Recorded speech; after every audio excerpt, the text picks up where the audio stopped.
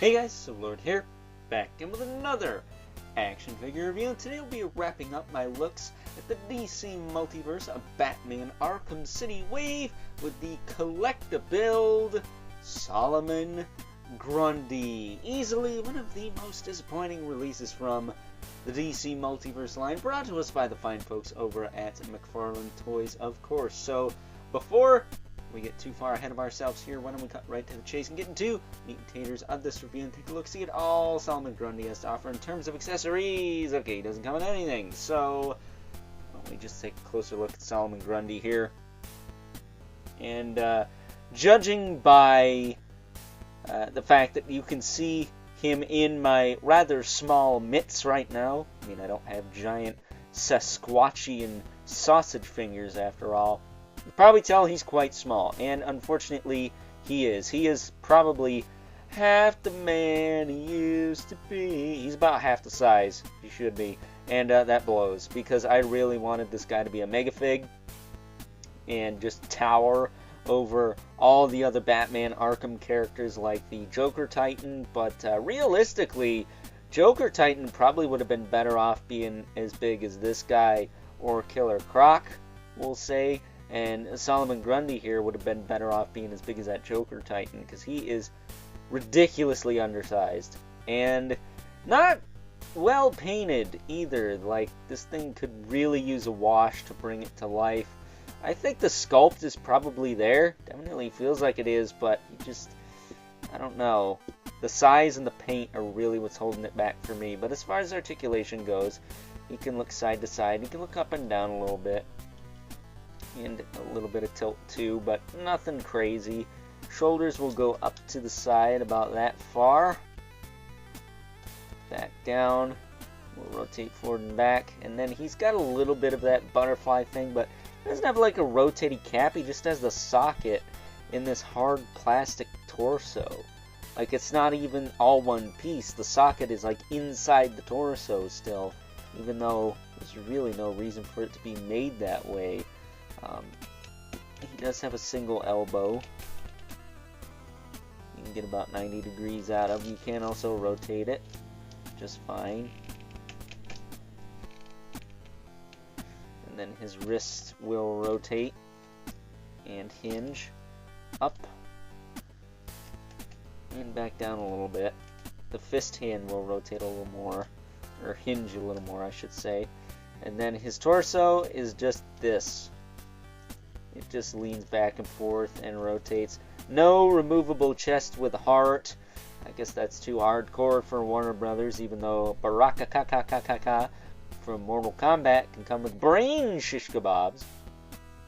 That said, if you want a Grundy that's to scale and has that removable chest piece, then the DC Collectibles one is your best bet. So save your pennies for that.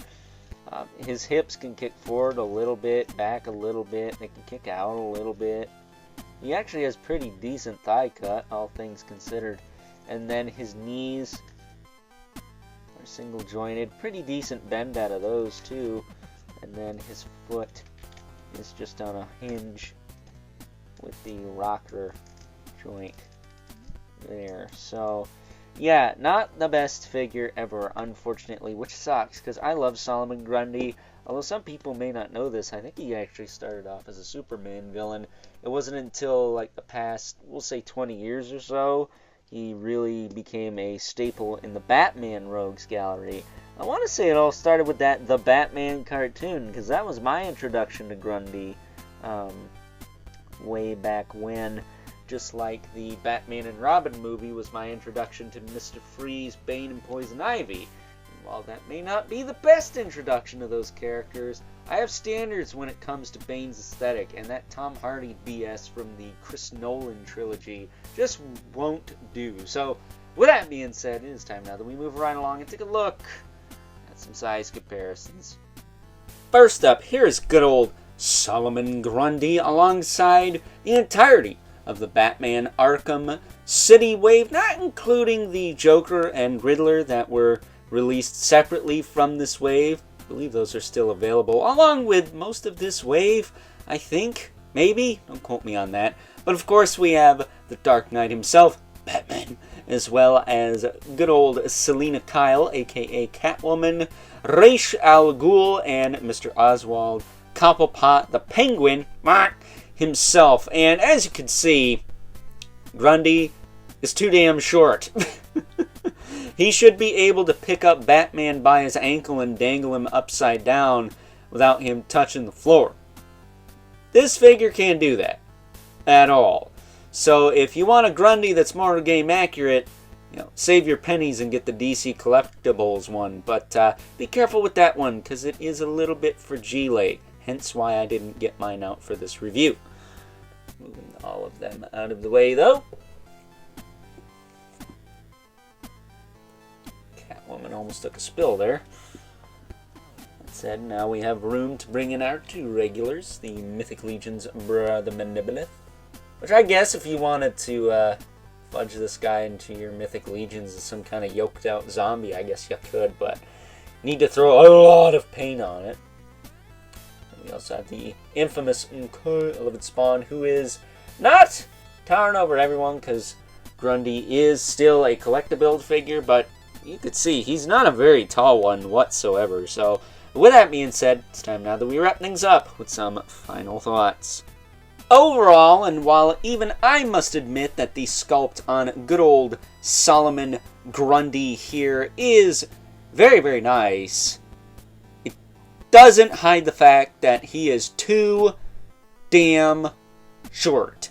This figure is one of the nicest looking disappointments McFarlane Toys has ever given us throughout the life of the DC Multiverse line. He's too short, and there's not enough paint. I could probably forgive the paint if this thing was big enough. The old DC Collectibles Grundy was about a foot tall, if not a little bigger. That's how tall this guy should have been, and instead, he is barely taller than Batman. And that is not including the ears, by the way, which are very long on the Arkham City version of Batman, for those of you not in the know. So, yeah, very disappointed with this collectible figure. However, probably not the most disappointing collectible thing we've gotten from McFarlane Toys during the life of their DC Multiverse line. I think that goes to the collectible Batmobile from the very first wave of DC Multiverse figures way back in early 2020. So with that being said, hope you guys enjoyed this review. Until next time, I'll catch you guys later.